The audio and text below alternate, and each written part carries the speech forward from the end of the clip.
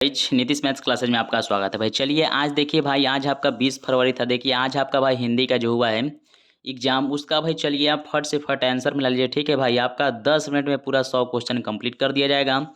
जिन जिन भाई लोगों का भाई सेट नंबर ए है, ठीक है, सेट नंबर भाई जिनका जिनका ए है, तो याद रखिए चलिए आप लोग भाई यहाँ से आपको 100% है बाबू सही आंसर प्राप्त होगा। ठीक है ना, 100% आपका एकदम कन्फर्म आंसर होगा।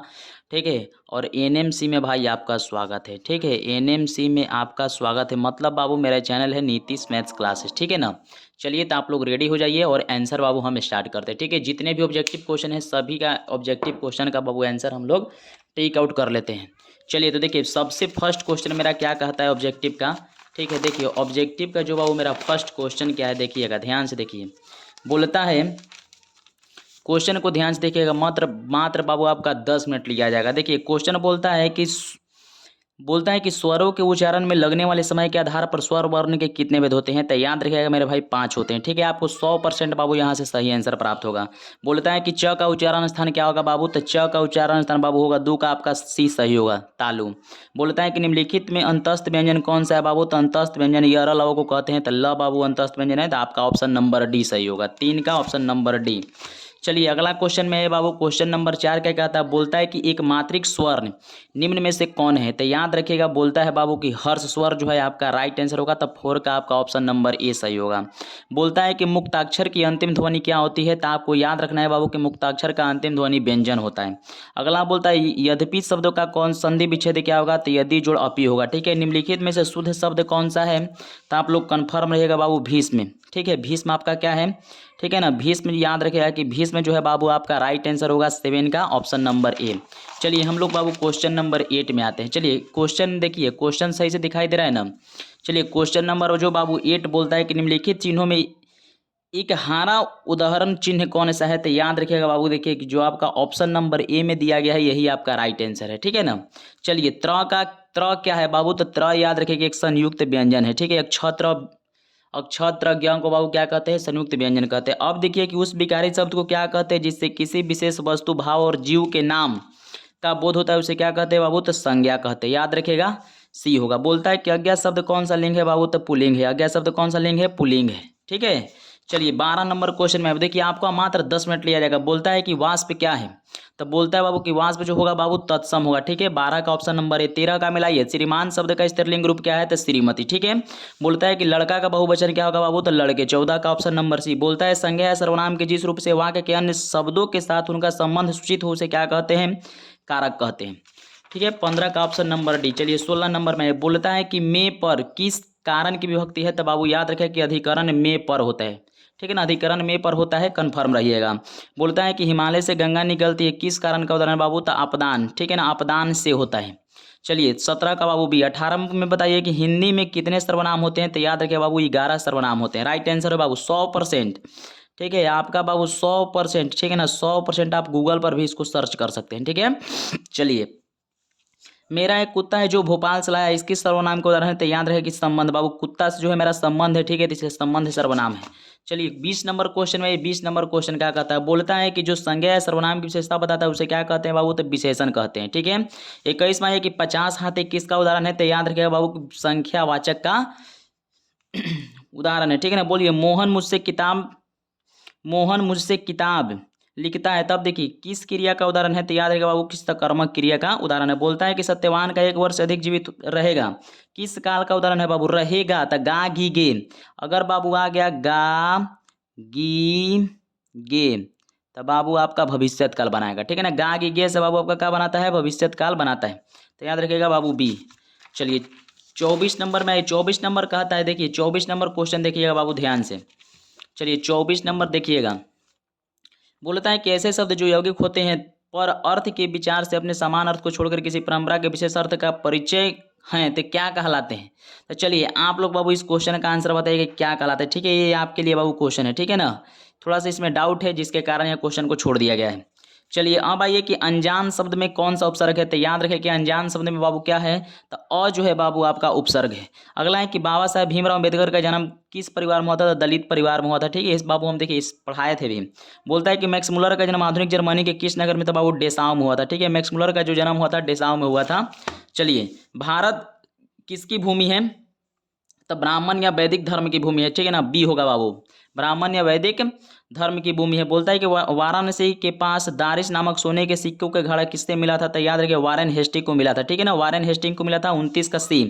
प्रत्न मानव का अर्थ क्या होता है बाबू? तो मध्यकालीन मानव, ठीक है ना, प्रतंत्र का मतलब होता है बाबू क्या? मध्यकालीन मानव जिसको बोलते हैं। हजारी प्रसाद द्विवेदी के दयनीय जीव किसे कहा जाता है? तो अल्पज्ञ पिता को, ठीक है, अल्पज्ञ पिता को बाबू। 31 का बाबू आपका ऑप्शन नंबर ये होगा। चलिए बोलता है कि किस शासक ने ऐसा सिक्का चलाया जिस पर कि नागरी लिपि के रामसीय शब्द अंकित था? बताइए। तब बादशाह अकबर ने ऐसा सिक्का चलाया था, ठीक है, बी होगा ऑप्शन नंबर। बोलता है कि चंद्रगुप्त विक्रमादित्य द्वितीय का व्यक्ति का नाम क्या था बाबू? तो देव था। बोलता है कि कर्नाटक प्रदेश का श्रवणबेला स्थान किस प्रसिद्ध तीर्थ स्थल है? तो जैनों का है, ठीक है। अगला है कि 35 नंबर क्वेश्चन कहता है कि बहादुर शीर्षक पाठ में किसकी कहानी है? तो नेपाली गवई गोरखे की है, ठीक है ना बाबू। 35 का आपका ऑप्शन नंबर ए। चलिए क्वेश्चन नंबर 36 में आइए, ठीक है। 36 बोलता है कि बहादुर से मार खाकर भैंस भागी भागी किसके पास चली गई थी? याद रखिएगा कि उसके माँ के पास चली गई, क्योंकि वो प्यार करते थे।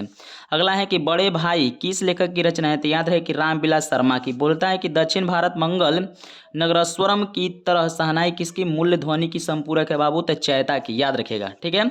अगला क्वेश्चन में आइए कि मरते दम तक शहनाई छूटेगा ना काश, यह कथन किसका था? तो बिस्मिल्लाह खां का बाबू, ठीक है ना। शहनाई वादक के रूप में इन्हीं को जाना जाता है, बिस्मिल्लाह खां को ही जाना जाता है। चलिए अगला क्वेश्चन में आइएगा। बोलता है, देखिए क्वेश्चन में आइएगा, बोलता है 40 नसीहत शब्द का अर्थ क्या है? बहुत विशिष्ट तरीका, ठीक है ना, विशिष्ट तरीका। अगला बताइए कि गांधी जी को महात्मा की उपाधि किसने दी थी? तो रविंद्रनाथ बाबू टैगोर साहब ने दिया था, रविंद्रनाथ टैगोर ने। मैं चाहता हूं कि सब देशों की संस्कृति हवा मेरे घर के चारों ओर अधिक से अधिक स्वतंत्रता के साथ बहती रही, किसने कहा था? तो महात्मा गांधी साहब ने कहे थे, ठीक है ना, महात्मा गांधी थे कले बाबू। अगला मिला कि सर्व विभाजन और जाति प्रथा शीर्षक पाठ के लेखक कौन थे? तो बी आर अम्बेडकर, मतलब भीमराव अम्बेडकर। चलिए क्वेश्चन नंबर बाबू नेक्स्ट बोलता है कि विश्व के दांत शीर्षक पाठ किस कहानी से संग्रह लिया गया है? तो याद रखिए कि विश्व के दांत वो अन्य कहानी से लिया गया है। अगला है कि बहादुर शीर्षक पाठ के लेखक के बड़े लड़के का नाम क्या था? बाबू किशोर था। क्या था? तो किशोर था। निम्नलिखित में से कौन हिंदी आलोचना के महत्वपूर्ण हस्ताक्षर थे? तो याद रखिएगा Babu Ramvilas Sharma, option number D, ठीक है। मेघदूत का जर्मनी पदानुवाद किसने किया था? तो मैक्स मूलर ने। 47 का बाबू ऑप्शन नंबर ए। चलिए 48 में ये बाबू बोलता है कि हजारी प्रसाद द्विवेदी का जन्म किस वर्ष हुआ था? तो सन 1907 ईस्वी में हुआ था। 49 में ये नाखून का बढ़ना मनुष्य की किस प्रवृत्ति का उदाहरण है? तो याद रखिए कि पार्श्विक प्रवृत्ति का उदाहरण है बाबू। 49 का ऑप्शन नंबर बी। चलिए 50 में बोलता है कि धारा नगरी कौन सा अपने विद्यानुराग के लिए इतिहास के लिए प्रसिद्ध है? तो राष्ट्र कुछ शासक अमोघ वर्षता, ऑप्शन नंबर बी। 51 में आइए बोलता है कि गायक शब्द में प्रत्यय कौन सा है बाबू? तो अक है। 51 का ऑप्शन नंबर सी। 52 में आइए एकदम स्पीड बढ़ाते हैं। तालु शब्द का विशेषण क्या होता है बाबू? तो तालु शब्द का विशेषण होता है तालवय, ठीक है, ऑप्शन नंबर डी। 53 में आइए बोलता है कि संधि में किन का योग होता है? तो दो वर्णों का योग होता है संधि में। अगला क्वेश्चन है कि जिसमें पूर्व पद की प्रधानता और समास पद अव्यय हो तो उससे कौन सा समास कहते हैं? तो अव्ययी भाव समास से कहते हैं, ठीक है। अगला बोलता है कि रोगग्रस्त कौन सा समास है? तो तत्पुरुष समास है, रोगग्रस्त, ठीक है बाबू, रोगग्रस्त बाबू तत्पुरुष समास। अगला है कि वह बाजार की ओर आया होगा किस पदबंध का उदाहरण है? तो याद रहे क्रिया पदबंध का उदाहरण है बाबू। 56 का बाबू ऑप्शन नंबर डी। 57 में जिस वाक्य का एक साधारण वाक्य के अतिरिक्त उसके अधीन कोई दूसरा अंग वाक्य वो उसे क्या कहते हैं बाबू? तो मिश्र वाक्य कहते हैं। आप 57 का ऑप्शन नंबर एक। कछुए ने खरगोश को हरा दिया किस उदाहरण है? किसका उदाहरण है? तो याद रहे सरल वाक्य का उदाहरण है बाबू। तो आपका 58 का ऑप्शन नंबर बी। 59 में ये बोलता है कि निम्न में से कौन सा शुद्ध वाक्य है? तो राम और मोहन घोर मित्र हैं बाबू, मतलब कि एकदम प्रेमी है। अगला क्वेश्चन में आएगा गणेश शब्द का प्रयाची क्या होगा? तो एक दंत होता है। चलिए अंतर्मुखी शब्द का विलोम शब्द क्या होगा? तो बहिमुखी होगा बाबू। जिसे ईश्वर में विश्वास उसे क्या कहते हैं? जिसे ईश्वर में विश्वास हो बाबू उसे आस्तिक है, जिसे ईश्वर में विश्वास ना हो उसे नास्तिक कहते हैं। उगल देना मुहावरे का अर्थ क्या होता है बाबू? गुप्त बात को प्रकट कर देना, ठीक है, मतलब उगल देना, ऑप्शन नंबर सी। चलिए 64 नंबर क्वेश्चन देखिए आकाश शब्द का प्रयाची शब्द क्या होगा? तो आकाश को बाबू गगन भी कहते हैं, ठीक है, ऑप्शन नंबर डी। आगामी शब्द का विलोम क्या होगा? तो विगत। आगामी का मतलब बाबू क्या होगा? विगत। बिना पलक गिराए के लिए कौन सा शब्द होता है बाबू? अपलक, ठीक है ना, अपलक होगा। चिराग तले अंधेरा लोकतियों का अर्थ क्या होता है बाबू? तो देखिए अपनी बुराई नहीं दिखती, ठीक है ना, अपनी बुराई नहीं दिखती और दूसरे कोई की बुराई के फिर हम लोग रहते हैं। त्रिपाद कौन सा समास है बाबू? तो त्रिपाद याद रखिएगा कि जिसमें बाबू संख्या क्या है उससे बाबू कौन समास? द्विगु समास। चलिए आइए 69 में लोगों ने चोर को मारा किस कारक का उदाहरण है? ठीक है ना, लोगों ने चोर को मारा किस कारक का उदाहरण है बाबू? तो कर्म कारक का कर्म किया, मतलब कूट दिया, ठीक है ना, मतलब मारा मतलब कूट दिया। अगला है कि प्योधर शब्द का संधि विच्छेद क्या होगा बाबू? तो पय जोड़, देखिए ये नहीं गलती मार दिए भाई साहब, पय जोड़ धर होता है, ठीक है, ऑप्शन नंबर ए होगा इसका राइट आंसर, ठीक है ना। ऑप्शन नंबर बाबू ये होगा इसका राइट आंसर। चलिए अगला देखिएगा, अगला मिला, ये बोलता है कि गुरु नानक की रचना का संग्रह किसने किया था? तो याद रखिए गुरु अर्जुन देव ने किए थे, ठीक है ना, गुरु अर्जुन देव ने किए थे। अगला है कि इन मुसलमान हरिजन पे कोटिन हिंदू वार्य, यह कवि का कथन किसका है? तो रस खान का है बाबू, रस खान का नहीं, याद रखिए। देखिए ये भी भाई जी गलत मार दिए हैं, ये जो कहे थे बाबू घानानंद साहब थे कहले, ठीक है ना, घानानंद साहब थे कहें। चलिए अगला नंबर में ये 73 में बोलता है कि प्रेम यानी श्री राधिका शीर्षक कविता के कवि माली मालिनी किसने कहा था? राधा कृष्ण को बाबू कहा गया था, ठीक है, राधा कृष्ण को कहा गया। स्वदेशी शीर्षक कविता किससे संकलित है? तो याद है प्रेमनंद सर्वक्ष से बाबू संकलित है। बोलता है कि युगपद किस कवि की रचना है बाबू? तो सुमित्रा नंदन पंत की। अगला बोलता है कि ग्रामीण जीवन का, बोलता है कि ग्रामीण जीवन का यथार्थवादी चित्रण प्रेमधन रचित किस काव्य से लिया गया है? तो जीर्ण जनपद से बाबू, 76 का ऑप्शन नंबर सी। चलिए 77 में ये बोलता है कि मीर मुंशी किस कवि का वध किया था? तो याद रखिए कि घानानंद को वध कर दिया था, ऑप्शन नंबर डी। बोलता है 30 कोटि सनातन नगण्य तन, यह पंक्ति किस शीर्षक कहानी से बाबू? भारत मासा से, 78 का बाबू ऑप्शन नंबर ए। बोलता है कि निम्न में से कौन कविता भारत में जनतंत्र का उदय का जय घोष करता है? जनतंत्र का बाबू जन्म। बोलता है कि एक बूंद सहसा उछली किसकी रचना है? तो अज्ञेय की रचना है, ठीक है। चलिए 81 नंबर क्वेश्चन में ये बोलता है कि गुरु नानक ने किस धर्म का प्रवर्तन किया था? तो याद रखिए कि सिख धर्म का बाबू प्रवर्तन किए थे। अगला है कि कवि घनानंद का वध किसके सैनिकों ने किया था? तो नादिर शाह का जो बाबू सैनिक था उसने कर दिया था। अगला बोलता है कि संप्रदाय मुक्त कृष्ण भक्त कवि कौन थे? तो याद रखिए कि रसखान साहब थे, रस खान, ठीक है बाबू, रस के खान। बोलते हैं कि मेरे बिना तुम प्रभु कब शीर्षक कविता किसके द्वारा बाबू भाषांतरित की गई थी? तो याद रखिएगा कि धर्म वीर भारती के द्वारा, मतलब बाबू 84 का आपका ऑप्शन नंबर ए होगा। चलिए 85 में बोलता है कि तुर्की के महाकवि नाजिम हिकमत की कविताओं के अनुवाद किस कवि ने पहल पुस्तिका में किया था? तो वीरेन डगवाल में। बोलता है कि कवित्री अनामिका के पिता का नाम क्या था? तो श्याम नंदन किशोर था बाबू, श्याम नंदन किशोर था, आपका ऑप्शन नंबर सी बनाता है।